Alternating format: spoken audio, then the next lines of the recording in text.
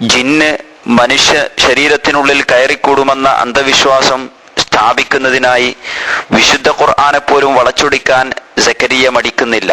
അവൻ ശരീരത്തിൽ കടക്കൂലെങ്കിൽ സുദർ എവിടെ? മനുഷ്യ ഹൃദയങ്ങളിൽ ദുർമന്ത്രം നടത്തുന്നു. മടവൂരികൾ ദുർമന്ത്രമൊക്കെ രണ്ടടി ഇപ്പുറത്തിന് പോസ്റ്റ് ചെയ്യല. അവിടെ നിൽക്കേ മദനിയെ ഒരു ദുർമന്ത്രം, സുന്നമേ അവിടെ നിൽക്ക് ഒരു ദുർമന്ത്രം, അങ്ങനെ വിടല തന്നെ. ഉളുപ്പുണ്ടോ ശരീരത്തിൽ കടക്കൂലാരെ? അല്ലദീ യുവസ്വിസു ഫീ സുദൂരിന്നാസ് എന്ന ആയത്ത് ജിന്നുകൾ മനുഷ്യ ശരീരത്തിൽ കയറിക്കൂടുമെന്നതിന് തെളിവാക്കുകയാണെങ്കിൽ തൊട്ടടുത്ത മിനൽ ജിന്നത്തി വന്നാസ് എന്ന ആയത്ത് പ്രകാരം മനുഷ്യനും മറ്റൊരു ശരീരത്തിനുള്ളിൽ കയറിക്കൂടുമെന്നാണോ സക്കരിയ വാദിച്ചു വരുന്നത്? എന്നാൽ ജിന്നുബാധയെക്കുറിച്ച് ശരിയായ വീക്ഷണം ഈ അന്ധവിശ്വാസ പ്രചാരകനാകും മുമ്പ് സക്കരിയ പറഞ്ഞു വച്ചിട്ടുണ്ട്. ഇനി വേറെ ഒരു കാര്യത്തെക്കുറിച്ച് പറയാനുള്ളത്, നമ്മുടെ നാട്ടിലൊക്കെ പണ്ട് ജിന്ന് കൂടാറുണ്ടായിരുന്നു. സുന്ദരികളായ പെൺകുട്ടികളുടെ ദേഹത്താണ് ജിന്ന് കൂടുക. ഇന്നൊരു ശൈത്താൻ കൂടുക എന്നാ പറയാ. ഇന്നൊരു ശൈത്താൻ ഇളക്കൽ എന്നൊരു പരിപാടി ഉണ്ടായിരുന്നു. അത് പകലൊന്നും ശൈത്താൻ ഇളകൂല, രാത്രി ഇളകുള്ളൂ. എന്നിട്ട് ഈ പെൺകുട്ടിനെയും ശൈത്താൻ ഇളക്കാൻ വന്ന ശൈത്താനെയും കൂടി ഒരു റൂമിലാക്കിയിട്ട് നേരം വെളുക്കോളം മൊത്തം മനുഷ്യന്മാര് പുറത്ത് കാത്തുക, ശൈത്താൻ ഇളകണവും കാത്ത്. അതുകൊണ്ടുണ്ടായി എന്തെല്ലാം ദുരന്തങ്ങൾ നാട്ടിൽ. ഇപ്പൊ എന്താ ശൈത്താൻ കൂടാത്തത്? ഇപ്പൊ എന്താ ശൈത്താൻ ഇളക്കലില്ലാത്തത്? ശൈത്താനൊക്കെ മറഞ്ഞുപോയോ? സലഫി പ്രസ്ഥാനം കേരളത്തിൽ വന്നോടെ സലഫി പ്രസ്ഥാനം ചെല്ലോടത്തൊക്കെ ഇങ്ങനെ ശൈത്താൻ നീങ്ങി നീങ്ങി പോവുക. സുഹൃത്തുക്കൾ, ഇതൊരു തട്ടിപ്പായിരുന്നു എന്ന് നമ്മൾ ഇപ്പോഴെങ്കിലും മനസ്സിലാക്കണം. എങ്ങനെ ഈ ജിന്നുകൂടൻ? ഇതൊക്കെ ചില പൈശാചികമായ പ്രവർത്തനങ്ങളാണ്. ഇതിലൊന്നും നമ്മൾ വിശ്വസിക്കാൻ പാടില്ല. അതുകൊണ്ട് പ്രേതത്തെ കുറിച്ച് നമുക്ക് വിശ്വസിക്കണ്ട. പ്രേതബാധ നമ്മൾ ഒരു മുസൽമാന് വിശ്വസിക്കാൻ പാടില്ല. ഒരു റൂഹുള്ള ആ റൂഹ് അള്ളാന്റെ ഇതിലേക്ക് നീങ്ങിക്കഴിഞ്ഞാൽ പിന്നെ അവിടെ പ്രേതവും പിശാചൊന്നും അവിടെ അല്ല. നമ്മൾ എന്ത് വേണം? നമ്മൾ ഏത് വീട്ടിൽ ജീവിക്കുകയാണെങ്കിലും ഇസ്ലാമികമായ മര്യാദ അനുസരിച്ച് ജീവിക്കണം. ഖുർആൻ ഓതണം, നിസ്കരിക്കണം, പ്രാർത്ഥിക്കണം, ഇതൊക്കെ വേണം. അതൊന്നും ഉണ്ടാവില്ല. അപ്പൊ പിന്നെ അവർക്ക് പല പൈശാചികത ഉണ്ടാവും. അതിൽ പ്രശ്നം അത് പറഞ്ഞിട്ട് കാര്യമല്ല. അതുപോലെ മനസ്സിന്റെ തോന്നലാണ്. ഓരോ മനസ്സിന്റെയും തോന്നലുകൾക്കനുസരിച്ചൊക്കെ പലതും വരുന്നതായും പോകുന്നതായും ചെയ്യുന്നതായും ഒക്കെ കാണും. അത് പകൽക്കിനാവും രാത്രിക്കിനാവും ഒക്കെ ഉണ്ടാവും. അതാണ് യഥാർത്ഥത്തിൽ സംഭവിക്കുന്നത്. അതിനൊന്നും യഥാർത്ഥ യാഥാർത്ഥ്യമില്ല. ഇനി ഇദ്ദേഹം വാദിക്കുന്നത് മറഞ്ഞ കാര്യം പറയാൻ മനുഷ്യർക്ക് ജിന്നുകളുടെ സഹായം ലഭിക്കുമെന്നാണ്. നിങ്ങൾ ഇവിടുന്ന് ഉള്ള ആളെ ഞങ്ങളെടുത്ത് പോയ കടവത്തൂരിനല്ലേ? നബീസല്ലേ പേര്? നിങ്ങളെ ബാപ്പാന്റെ പേര് അഹമ്മദല്ലേ? നിങ്ങളെ ഭർത്താവ് കുറെ ഗൾഫിലായിരുന്നില്ലേ? നിങ്ങൾക്ക് ഇപ്പൊ സുഖല്ലേ? അവിടെ പോയി ഇവിടെ പോയിട്ട് മാറിയില്ലല്ലേ? ഇതങ്ങനെ കേൾക്കുമ്പോൾ ഞെട്ടി. ഇയാള് ദിവ്യം തന്നെ കേട്ടോ. എന്താ സംഗതി? ഇയാളുടെ കരീനും ഇപ്പൊ എന്റെ കരീനും എന്റെ ജീവിതത്തിലെ കാര്യങ്ങളൊക്കെ അറിയാം. തങ്ങളെ കരീനും എന്റെ കരീനായിട്ട് ബന്ധപ്പെടാം. എന്നിട്ട് കരീനും തമ്മിൽ ബന്ധപ്പെട്ടിട്ടാണ് എന്റെ കഴിഞ്ഞ കാലത്തെ കാര്യമൊക്കെ പറഞ്ഞത്. അതിന് കേട്ടിനോട് കൂടി ഇയാൾ ഭാവി അറിയുന്ന ആളാന്ന് ഞാനങ്ങ് വിശ്വസിച്ച് ഇയാൾ പറഞ്ഞൊക്കെ പിന്നെ അടിമകെ പോലെ കേൾക്കുകയാണ്. എന്നാൽ ഈ തട്ടിപ്പിന് ഒരു ജിന്നിന്റെയും സഹായം വേണ്ടെന്ന് ഇതേ സക്കരിയ തന്നെ മുമ്പ് പറഞ്ഞത് കേൾക്കൂ. നോക്കണം. അപ്പൊ അയാളെ അങ്ങനെ പോയതും ഇങ്ങനെ പോയതും അപ്പൊ ഇയാളുടെ പിന്നെ ഭാവി കാര്യങ്ങളൊക്കെ ഇത് മിഴിച്ചിരുന്ന് ഇങ്ങനെ കേൾക്കുക. ഇതൊക്കെ സത്യാന്നും വിചാരിച്ചിട്ട് എന്നാലും അയാൾ അത് പറഞ്ഞല്ലോ, ഇങ്ങനെ ഇതൊക്കെ സാധിക്കണേ അല്ലേ? നമുക്ക് വിശ്വാസമൊന്നുമില്ല. എന്നാലും നമ്മളെ കൂട്ടുകാരൻ വന്നപ്പോ വെറുതെ ഒന്ന് കാണിച്ചു കൊടുത്തേക്ക, അവൻ പൈസയും കൊടുത്ത്. എന്നാലും പറഞ്ഞു വന്ന് നോക്കുമ്പോ ചിലതൊക്കെ അത് ആരെപ്പറ്റിയും പറഞ്ഞാൽ ശരിയാണ്. കുറെ കാര്യങ്ങളുണ്ട്. ഞാൻ പറഞ്ഞു ഇറങ്ങിക്ക്. ഒരാളെ കയ്യിന് പിടിച്ചിട്ട് പറഞ്ഞ, ഒരു ചെറുപ്പക്കാരന്റെ കൈ പിടിച്ചിട്ട് ഒരു വിദേശ യാത്രയെ കുറിച്ചുള്ള ചിന്ത വന്നും പോയി നിൽക്കുകയാണെന്ന് പറഞ്ഞാൽ അധിക ചെറുപ്പക്കാർക്ക് ഒരു വിദേശയാത്ര ചിന്ത വന്നും പോയി നിൽക്കുന്നുണ്ടാവും. അന്നരേഖ ആയുസ് രേഖയൊക്കെ തെളിഞ്ഞാണ് കിടക്കണേ. അന്നരേഖ ഭക്ഷണത്തിന്റെ രേഖ അതിപ്പോ ഇല്ലാത്ത മനുഷ്യണ്ടാവും. ആയുസ് രേഖ തെളിഞ്ഞാ കിടക്കണേ. കുടുംബത്തിലും നാട്ടിലൊക്കെ പല ജാതി ശത്രുക്കളുണ്ട്. പക്ഷെ അവർക്കൊന്നും വിജയിപ്പിക്കാൻ കഴിയുന്നില്ല. അവരെ ശത്രുത്വം ഫലപ്പെടുന്നില്ല. അപ്പൊ വന്ന് പൊന്തി എല്ലാ ശത്രുക്കളിൽ നിന്നും രക്ഷപ്പെട്ട വിജയശ്രീ ലാളിതരായ ബഹുമാനപ്പെട്ട ഞാൻ 10,000-10,000 കൊടുക്കേണ്ടോടത്തൊരു വാക്കുകൊണ്ട് വിലമതിക്കുന്ന രേഖ പറയണത്. അപ്പൊ ആള് പൊന്തി 10,000-10,000 കൊടുക്കാൻ വരെ എന്റെ ഒരു വാക്ക് മതി എന്നാണ്. അതാണ് രേഖയിൽ തെളിഞ്ഞു കാണുന്നതെന്ന് പറയുന്നത്.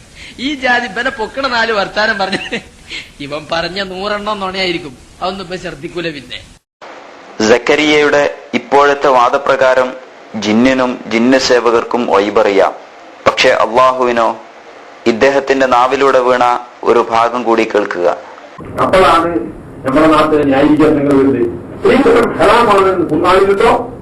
സ്ത്രീധനം ഹറാമാണെന്ന് ഹദീസിലുണ്ടോ എന്നാണ്. ഹറാമാണെന്ന് ഹദീസ് ഖുർആന്റെ ഹദീസിലുണ്ട്. എങ്ങനെ ഇങ്ങനെ ഒരു സംഗതി ഉണ്ടാവുന്ന അള്ളാഹ്ക്ക് നേരത്തെ അറിയില്ലല്ലോ. അള്ളാഹുവിന്റെ പൊതു അർത്ഥം പറഞ്ഞു, അന്യന്റെ സ്വത്ത് അന്യായമായി തിന്നരുത്. നിങ്ങൾ നിങ്ങളുടെ സ്വത്ത് അന്യായമായി തിന്നരുത് ഏതൊക്കെയാണ് ന്യായം അതും പഠിപ്പിച്ചു തന്നു. അതിലൊന്നും ഇത് വരുന്നില്ല. അപ്പൊ അന്യായം നടപ്പല്ലേ? അന്യായമായി നിർത്തുന്നത് ഹറാമാണ്. സംശയം നമുക്ക് ഇല്ല. അതിൽപ്പെട്ട സ്ത്രീധനം. അതേസമയം ഷെയ്ത്താന്റെ കഴിവ് നോക്കൂ. എന്താ ചെയ്യാച്ചാൽ ശൈത്താൻ ഇഷ്ടമുള്ള കാര്യങ്ങൾ, വൃത്തികേടുകള് അത് ഇവൻ ചെയ്തു കൊടുക്കുക. അപ്പൊ അതിന് പകരമായിട്ട് പിശാച് ഇവന് പല സഹായങ്ങളും ചെയ്തു കൊടുക്കും. ഇപ്പോ ഒരു പെണ്ണിന്റെ മാല പൊട്ടിച്ചു കൊണ്ടുപോകുമ്പോ ഓളൊപ്പമുള്ള ശൈത്താൻ അറിയാം ഇതാരാ കൊണ്ടുപോയത്. ആ കൊണ്ടുപോയവന്റെ ഒപ്പം പോയിട്ട് അവൻ കൊണ്ടുവച്ച സ്ഥലം ആർക്കറിയും? ഈ ശൈത്താൻ അറിയും. ഓനെ പറഞ്ഞെടുക്കാൻ സാധിക്കും, അത് എടുത്തുകൊണ്ടിരാനും സാധിക്കും. അങ്ങനെയുള്ള പലതും ശൈത്താനെ കൊണ്ട് ചെയ്യുന്നുണ്ട്. ഇത്തരത്തിലുള്ള അന്ധവിശ്വാസങ്ങൾ സ്ഥാപിച്ചെടുക്കാൻ ജനങ്ങളുടെ ബുദ്ധിയെയും ചിന്താശേഷിയെയും മരവിപ്പിക്കേണ്ടത് ഡോക്ടർ സക്കരിയയുടെ ആവശ്യമാണല്ലോ. മനുഷ്യബുദ്ധിയുടെ പരിമിതി ഖുർആനും ഹദീസും നമുക്ക് മനസ്സിലാക്കി തന്നിട്ടുണ്ട്. നമ്മുടെ പഞ്ചേന്ദ്രിയങ്ങൾക്ക് പരിമിതിയുള്ളതുപോലെ നമ്മുടെ ബുദ്ധിക്കും പരിമിതിയുണ്ട്. ഒരു കാര്യം നന്മയാണോ തിന്മയാണോ എന്ന് തീരുമാനിക്കാൻ മനുഷ്യബുദ്ധിക്ക് അല്ലാഹു വിട്ടു തന്നിട്ടില്ല. ഒരു കാര്യം നന്മയാണെന്നോ തിന്മയാണെന്നോ തീരുമാനിക്കാൻ മനുഷ്യബുദ്ധിക്ക് പ്രാപ്തിയില്ല. സുഹൃത്തുക്കളെ, ഒരാൾ ബുദ്ധിക്കനുസരിച്ച് നോക്കുകയാണെങ്കിൽ പരിശുദ്ധ ഖുർആനിൽ പോലും ബുദ്ധിക്കെതിരായി പറയാൻ കാരണമാവില്ലേ? ഒരുപാട് മുഴുവത്തുകൾ അത് ബുദ്ധി കൊണ്ട് സ്ഥാപിക്കാൻ കഴിയുമോ നമുക്ക്? വേണ്ട ഈമാൻ കാര്യങ്ങൾ നിങ്ങൾ എടുത്തു നോക്കി. അതൊക്കെ പരീക്ഷണശാലി തെളിയിച്ചാലേ ഞാൻ വിശ്വസിക്കുന്നു പറഞ്ഞാൽ അതന്നല്ല യുക്തിവാദം എന്ന് പറയുന്നത്. ഒന്നും നമ്മുടെ ബുദ്ധിക്കനുസരിച്ചല്ല. അപ്പൊ അവിടെ ബുദ്ധിക്കൊരു സ്ഥാനമില്ല. ഹജ്ജിന് പോകണം, ബുദ്ധി ജിദ്ദയിൽ വെച്ച് കൊണ്ടിരും. കാരണം എന്താ? അള്ളാഹിന്റെ റസൂല് പറഞ്ഞതിൽ അനുകരിക്കല്ലാതെ അവിടെ യാതൊന്നുമില്ല. അവിടെ നമ്മുടെ ബുദ്ധിക്ക് യാതൊരു സ്ഥാനവുമില്ല. റസൂൽ എന്താ കാണിച്ചത് അത് അപ്രകാരം അനുകരിക്കുകയല്ലാതെ നമ്മുടെ ബുദ്ധിക്ക് സ്ഥാനമല്ല. അപ്പൊ സുഹൃത്തുക്കളെ, നമ്മൾ നമ്മുടെ യുക്തിക്കനുസരിച്ച് ദീൻ എടുക്കുകയാണെങ്കിൽ ഒരുപാട് തള്ളിക്കളയേണ്ടി വരും. അതുകൊണ്ടാണ് സലഫികൾ പറയുന്നത് ഇതാ വറദൽ നഖൽ ബതലൽ അഖൽ. പ്രമാണത്തിൽ വന്നു കഴിഞ്ഞാൽ പിന്നെ ബുദ്ധിക്ക് സ്ഥാനമില്ല. ഇതിന്റെ യഥാർത്ഥ വശം പഴയ സക്കരിയ സ്വലാഹി തന്നെ പറയട്ടെ. അതുകൊണ്ട് രണ്ടാമത്തെ പ്രമാണം എണ്ണുമ്പോൾ ഖുർആൻ എന്ന് കഴിഞ്ഞാൽ പിന്നെ ഹദീസ് എന്ന് മാത്രമല്ല സ്വഹീഹായ ഹദീസ് എന്ന് കൂടി പറയാറുണ്ട്. ഇത് രണ്ടുമാണ് ഇസ്ലാമിന്റെ പ്രമാണങ്ങൾ. ഈ പ്രമാണങ്ങളിൽ നിന്ന് ഉരുത്തിരിഞ്ഞുന്ന വിശ്വാസങ്ങളും ആചാരങ്ങളും മാത്രമേ നമ്മൾ സ്വീകരിക്കാൻ പാടുള്ളൂ.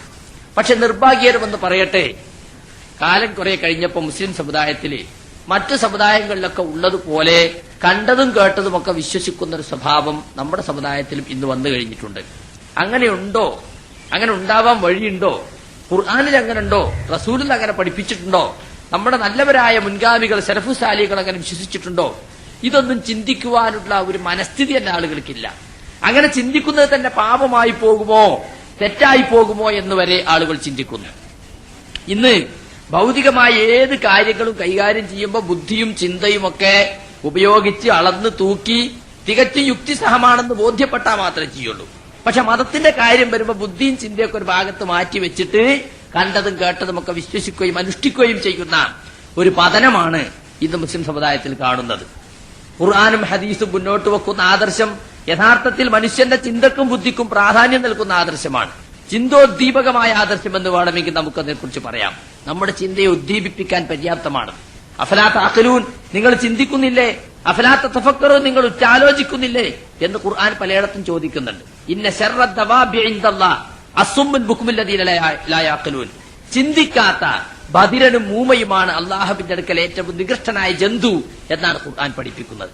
ഇത്രയേറെ ബുദ്ധിക്കും ചിന്തക്കും പ്രാധാന്യം നൽകിയ ഒരു മതത്തിന്റെ അനുയായികൾ ബുദ്ധിയും ചിന്തയും തീരെ ഉപയോഗിക്കാതെ മുരട്ടുശീലക്കാരും അതുപോലെ തന്നെ ചിന്താശേഷിയില്ലാത്തവരുമായി അധപ്പതിച്ചതാണ് ഈ 1400 കൊല്ലത്തെ മുസ്ലിം സമുദായത്തിന്റെ ചരിത്രം പരിശോധിച്ചാൽ നമുക്ക് മനസ്സിലാകുന്നത്. എന്താണ് അന്ധവിശ്വാസം എന്ന് പറഞ്ഞാൽ? അന്ധം എന്ന് പറഞ്ഞാൽ നമുക്കറിയാം അല്ലേ? ചിന്തയോ ബുദ്ധിയോ ഒന്നുമില്ലാതെ കണ്ണടച്ചൊരു കാര്യത്തെ പിൻപറ്റുകയോ ഒരു കാര്യം വിശ്വസിക്കുകയോ ചെയ്തതാണ് അന്ധമായ നിലപാട് എന്ന് നമ്മൾ അതിനെക്കുറിച്ച് പറയാറുള്ളത്.